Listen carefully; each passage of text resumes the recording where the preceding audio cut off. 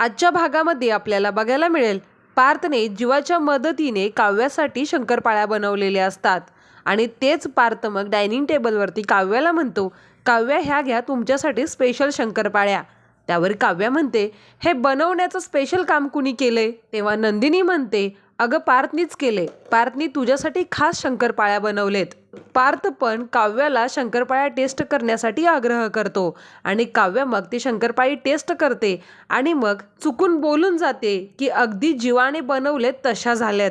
काव्याने असं बोलल्यानंतर सगळेजण खूपच शॉक होतात. जीवासुद्धा खूप घाबरतो. तर तिकडे सविताला जीवा आणि काव्याचं CCTV फुटेज मिळालेलं असतं आणि म्हणून मग सविता म्हणते, मानिनी मला उद्या तू फराळासाठी बोलवलंयस ना, मी सुद्धा तुला उद्या एक स्पेशल गिफ्ट देणार आहे. तर तिकडे दिवाळीच्या सकाळी मानिनीने तिच्या दोन्ही सुनांना म्हणजे काव्याला आणि नंदिनीला सोन्याचे हार गिफ्ट केलेले असतात.